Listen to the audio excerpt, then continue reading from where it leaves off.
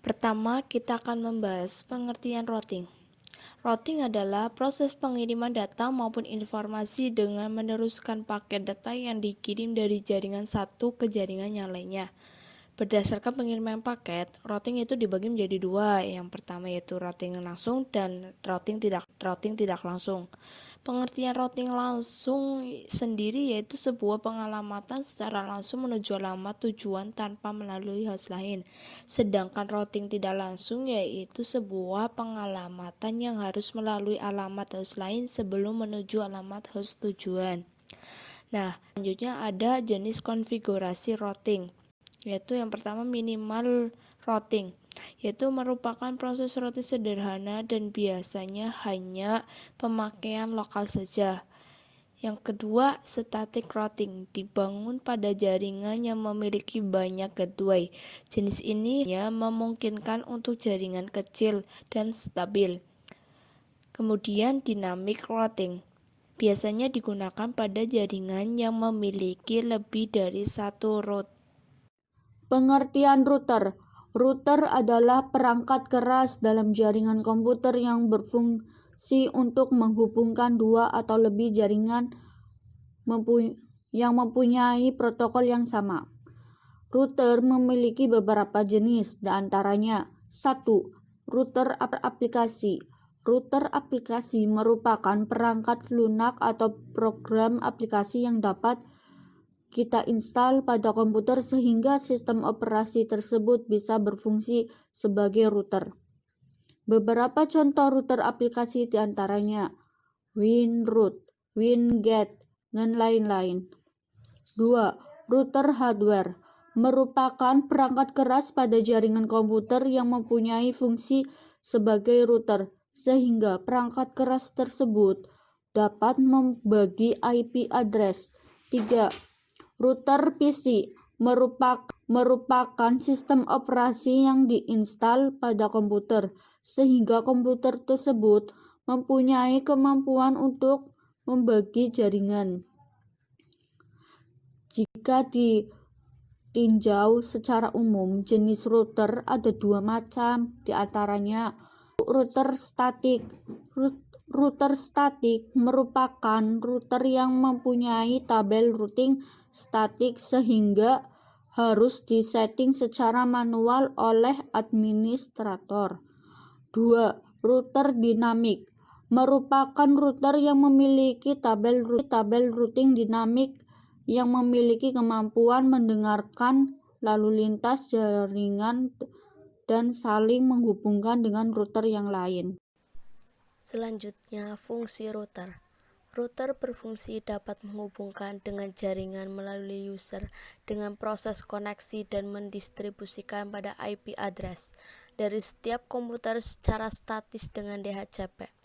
Fungsi router untuk melakukan mentransmisikan beberapa informasi dengan jaringan lain melalui sistem kerjanya. Router berfungsi dapat menghubungkan jaringan lokal pada koneksi DSL dengan DSL. Fungsi dari router untuk melakukan dalam bentuk mentransmisikan tentang beberapa informasi yang sama. Fungsi sebuah router dapat menghubungkan jaringan dengan menyampaikan data ke jaringan yang lainnya, sehingga terdapat pengguna switch pada local area network. Fungsi router dapat membaca alamat IP address dengan destination melalui proses pada LAN. Fungsi router pada berupa box dengan operating system yang dapat menjalankan daemon routing. Fungsi router dapat menghubungkan jaringan lokal pada koneksi DSL router dengan melalui firewall atau broadcast. Jenis-jenis router. Yang pertama ada static router. Static router merupakan salah satu router yang memiliki bentuk tabel statis yang dapat melalui settingan secara manual dengan melakukan administrator pada jaringan LAN. Yang kedua, dynamic router. Dynamic router merupakan salah satu router yang memiliki bentuk dari tabel dinamis sehingga dapat mendengarkan pada jaringan yang selalu berhubungan pada router yang lainnya. Jenis router berdasarkan aplikasi. Yang pertama, Router aplikasi adalah salah satu bentuk dengan melalui aplikasi yang akan diinstal dari user dengan melewati sistem operasi pada jaringan komputer sehingga operasi sistemnya dapat bekerja dengan baik. Aplikasinya adalah Spygate, WinGate, WinProxy, dan WinRoute. Yang kedua adalah router hardware. Router hardware adalah salah satu bentuk dari hardware dengan memiliki kemampuan dari router sehingga dapat digunakan untuk satu, membuat alamat IP address. Yang kedua, membagi beberapa jaringan internet dengan akses point pada IP address atau hotspot area. Oke, kemudian ada router PC.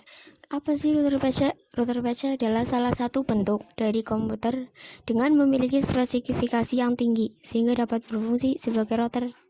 Di antaranya prosesor dalam hard drive, terdapat LAN card, sistem khusus pada router PC atau mikrotik.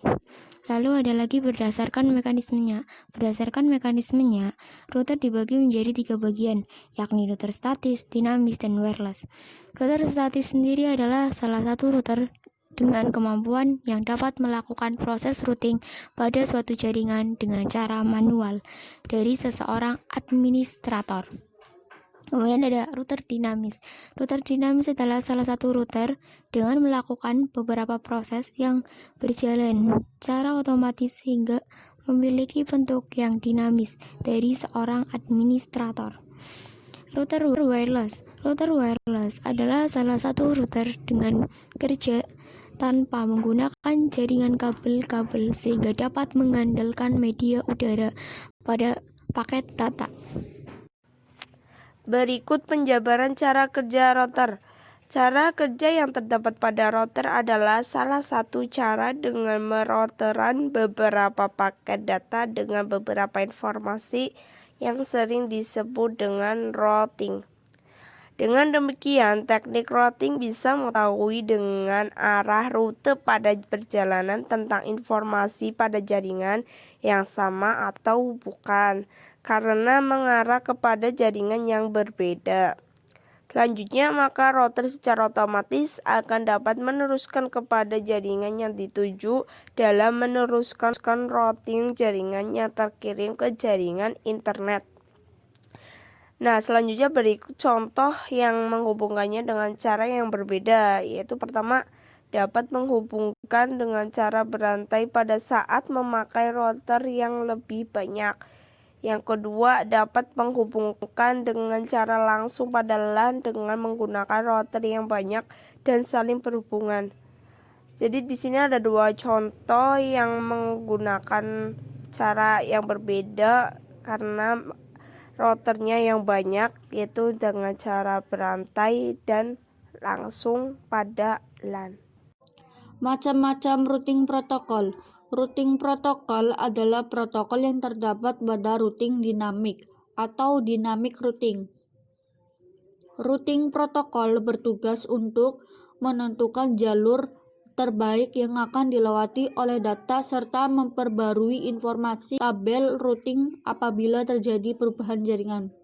Jadi dynamic routing protokol itu terbagi menjadi 2, yaitu 1. Interior Gateway Protocol atau disingkat dengan IGP adalah routing protokol yang digunakan pada jaringan yang terletak dalam satu AS atau Autonomous System yang sama. 2. Exterior Gateway Protocol atau disingkat dengan EGP. Jika IGP digunakan untuk menghubungkan router-router yang terletak dalam satu AS yang sama, maka EGP atau Exterior Gateway Protocol merupakan kebalikannya, yakni routing protokol yang digunakan untuk menghubungkan jaringan atau routing antar autonomous system. Oke, kemudian Exterior Gateway Protocol sendiri dibagi menjadi 5 bagian. Apa saja 5 bagian itu? Yakni RIP, EIGRP, OSPF, ISIS, dan BGP. Yang pertama disebut Routing Information Protocol. merupakan routing protokol jenis distance vector. Pemilihan jalur routing berdasarkan jarak terdekat dari router ke tujuan. Jarak dari router ke tujuan ini disebut dengan hop count, sedangkan jarak antar router disebut hop. Yang kedua ada EIGRP atau yang biasa disebut Enhanced Interior Gateway Routing Protocol, merupakan Cisco proprietary, yakni routing protokol yang hanya terdapat pada router Cisco. Meskipun termasuk dalam distance vector routing protocol, namun EIGRP tidak menggunakan hopcount untuk melakukan pemilihan jalur routing.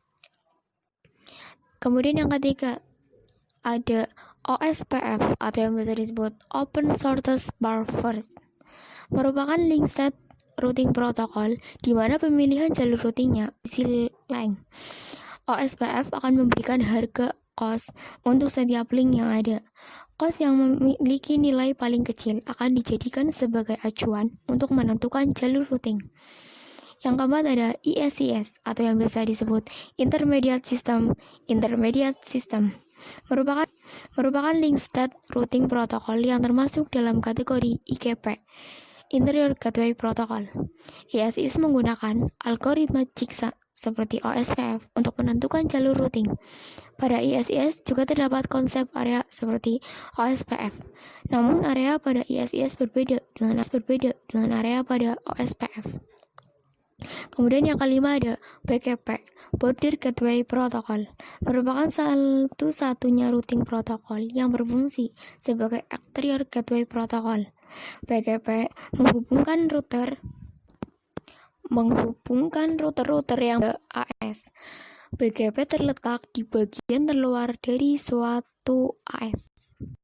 Berikutnya ada default route. Default route adalah jalur default untuk paket yang mempunyai alamat network tujuan tertentu tetapi tidak dapat di-routing tabel router yang disinggahi. Jika terdapat default route yang diset pada router tersebut, maka paket tersebut akan mengikuti route default yang telah diterapkan. Kelebihannya, konfigurasi yang cukup simpel, cukup memasukkan satu perintah maka semua route akan dapat dilewati. Kekurangannya, terdapat route yang tidak diperlukan karena default route kemungkinan semua router akan menerima routing yang tidak diperlukan. Hal ini dapat menaikkan penggunaan hardware dan membuat router menjadi lebih lemot atau lelet. Oke, selanjutnya perbedaan bridge dan switch. Mode switch.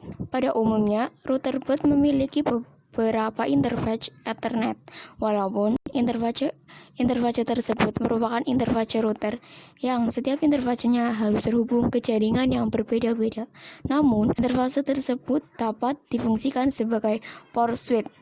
Mode bridge hampir mirip dengan switch. Kita bisa menggabungkan beberapa interface yang berbeda menjadi satu segmen dengan menggunakan teknik bridging.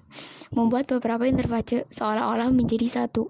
Artinya adalah tidak ada perbedaan segmen jaringan di dalamnya. Misal, kedua interface Ethernet bridge, maka kedua interface tersebut akan menangani jaringan yang sama.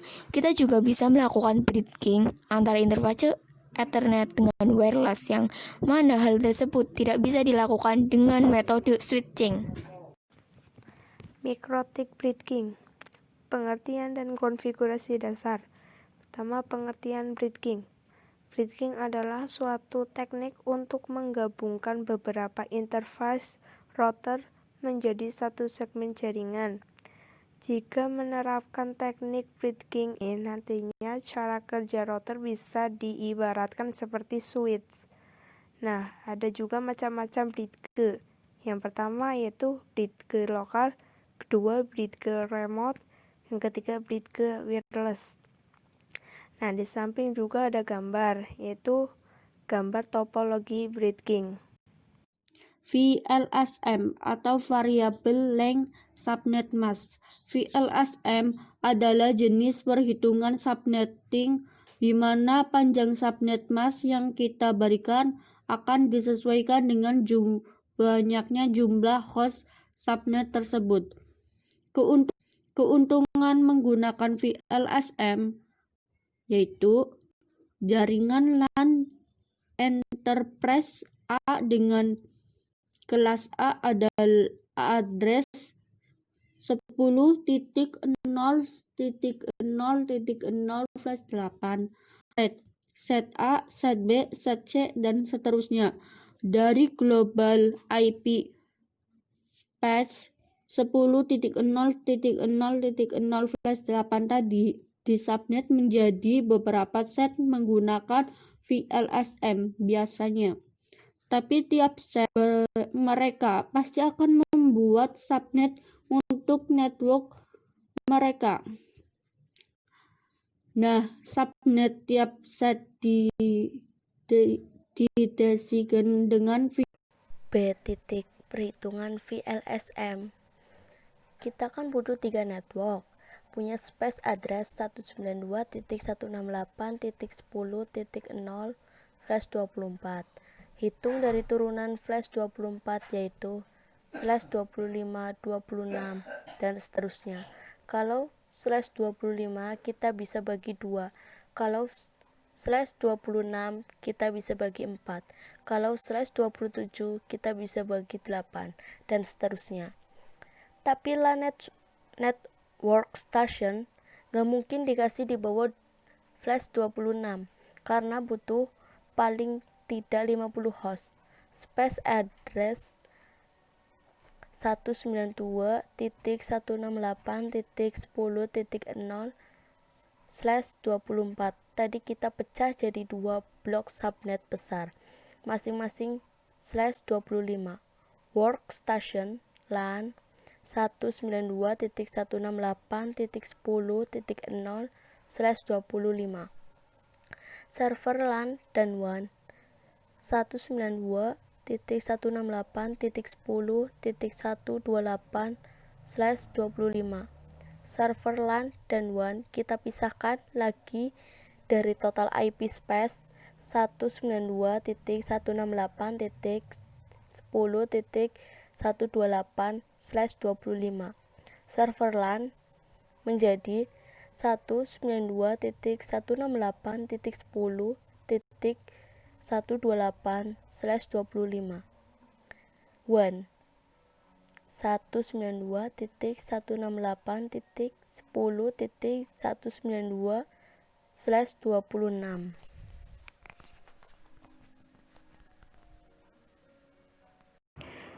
Yang selanjutnya ada TCP/IP address. IP address adalah sebuah sistem pengalamatan unik setiap host yang terkoneksi ke jaringan berbasis TCP/IP. IP address bisa dianalogikan seperti sebuah alamat rumah ketika sebuah datagram dikirim. Informasi alamat inilah yang menjadi acuan datagram agar bisa mencapai ke device yang dituju. IP address terbagi dalam 2 versi, yaitu IP address versi 4 atau IPv4 dan IP address versi 6. Sebuah IP address versi 4 atau IPv4 terbentuk dari 32 binary bits. Dari 32 binary bits tersebut terbagi lagi menjadi 4 oktet.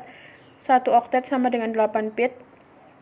Nilai tiap oktet di antara 0 sampai 255 dalam format desimal atau 0,00000 min 1111111 dalam format binary. Setiap oktet dikonversi menjadi desimal dan dipisahkan oleh tanda titik dot, sehingga format akhir IP address biasanya berupa angka desimal yang dipisahkan dengan tanda titik. Contohnya 172.168.254.1. Lalu kemudian ada sistem komunikasi. Berdasarkan bagaimana perangkat saling berkomunikasi, terbagi menjadi beberapa jenis, yakni sebagai berikut. Ada unicast, ada broadcast, multicast, dan unicast. Unicast merupakan komunikasi antar sebuah host atau point to point. Contohnya adalah HTTP. Broadcast merupakan metode komunikasi dari sebuah host ke semua host yang masih dalam satu jaringan. Alamat broadcast digunakan dalam komunikasi one to every. Contohnya adalah ARP Ethernet. Kemudian ada multicast. Multicast merupakan metode komunikasi dari sebuah host ke banyak host yang bergabung dalam grup multicast yang sama. Alamat multicast digunakan dalam komunikasi one to many. Contohnya video streaming. Kemudian ada NIS. NIS sendiri merupakan metode komunikasi dari sebuah host ke host atau kelompok host lain yang di saat memiliki IP sama. Contohnya adalah 6 to 6 to 4. Notasi CIDR. CIDR kepanjangan dari Classless Interdomain Routing, yaitu suatu cara yang memungkinkan kita untuk mengalokasikan IP address sesuai dengan kebutuhan jaringan.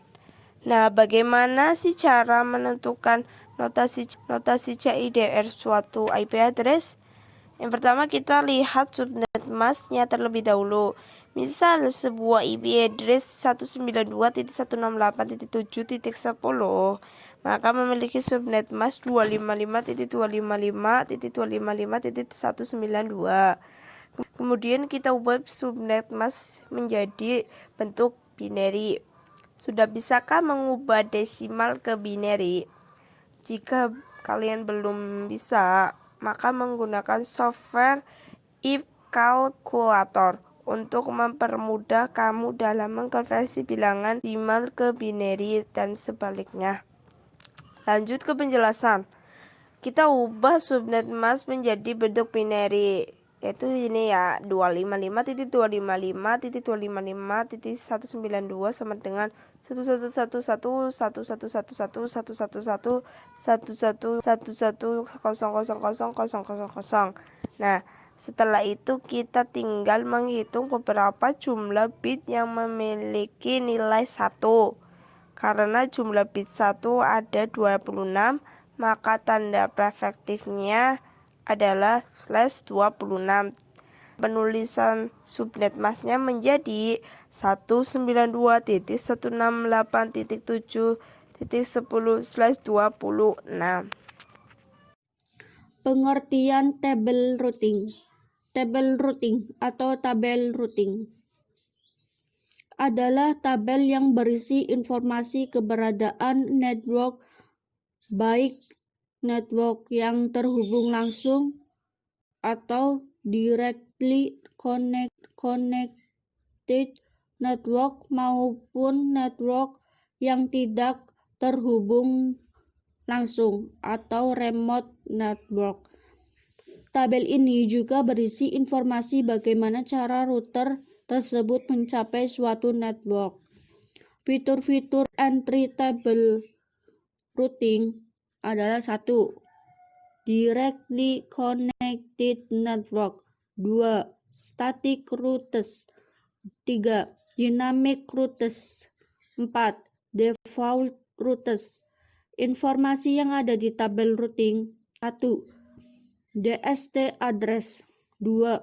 Pref SRC. 3. Gateway. 4. Distance. Selanjutnya, protokol routing link state. Protokol routing distance vector seperti rambu-rambu jalan, karena router harus membuat keputusan jalur yang paling diinginkan berdasarkan sebuah jarak atau metrik ke sebuah jaringan. Protokol routing link state dikenal juga sebagai protokol shortest path first dan dibangun atas algoritma shortest path first Edgars-Dijkstra. Protokol routing link stater IP adalah Open Shortest Path First OSPF Intermediate System to Intermediate System ISIS. Protokol Routing Distance Vector RIP merupakan sebuah protokol routing distance vector yang digunakan dalam ribuan jaringan di seluruh dunia. Faktanya bahwa RIP merupakan protokol open standar dan mudah untuk diimplementasikan, membuatnya menarik bagi beberapa administrator jaringan.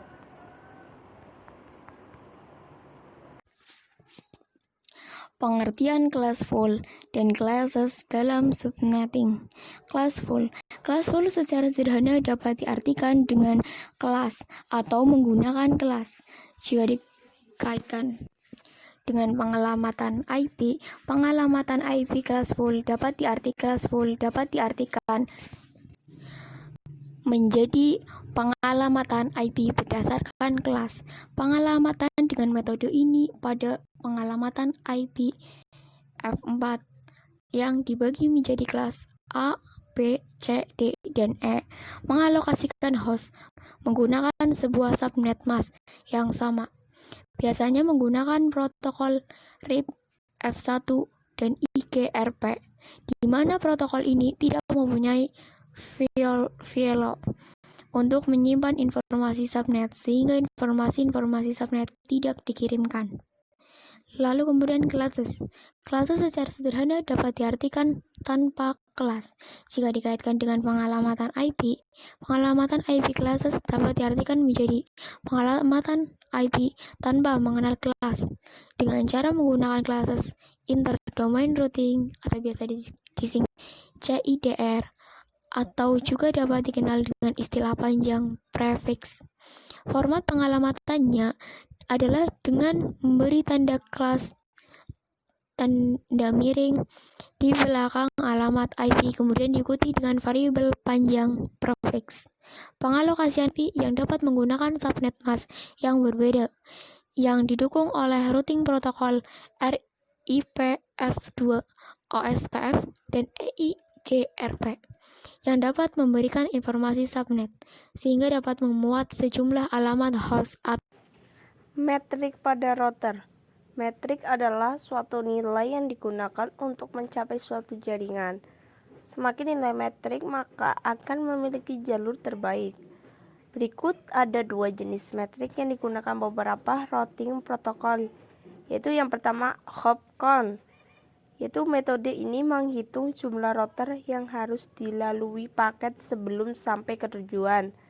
Setiap router bernilai 1 hop. Yang kedua, bandwidth, yaitu menghitung akumulasi bandwidth tertinggi. Administrative distance atau disingkat dengan AD. Administrative distance adalah fitur yang dimiliki oleh router untuk memilih jalur terbaik ketika terdapat 2 atau lebih jalur menuju tujuan yang sama dari 2 routing protokol yang berbeda. Administrative distance menyatakan reliability dari sebuah routing protokol. Tiap routing protokol diprioritaskan terhadap yang lain dengan bantuan besaran atau administrative distance atau disingkat dengan AD. Nilai yang lebih kecil lebih dipercaya atau reliable. Contoh, jika sebuah router menerima informasi tentang jalur menuju jaringan tertentu dari open shortest path first atau disingkat dengan OSPF atau dengan default administrative distance 110 dan interior gateway routing protocol atau disingkat dengan default administrative distance 100. Router akan memilih IGRP karena IGRP lebih dipercaya atau reliable karena memiliki AD yang lebih kecil dibandingkan OSPF. Jika source address untuk IGRP hilang atau tidak dikenal, maka routing akan memilih atau menjalankan routing OSPF sampai IGRP aktif kembali. Load balancing. Load balancing adalah teknik untuk mendistribusikan beban traffic pada 2 atau lebih jalur koneksi secara seimbang, agar traffic dapat berjalan optimal, memaksimalkan throughput, memperkecil waktu tanggap dan menghindari overload pada salah satu jalur koneksi. Load balancing digunakan pada saat sebuah server telah memiliki jumlah user yang telah melebihi maksimal kapasitasnya. Load balancing juga mendistribusikan beban kerja secara merata di 2 atau lebih komputer. Link jaringan, CPU, hard drive, atau sumber daya lainnya untuk mendapatkan pemanfaatan sumber daya yang optimal.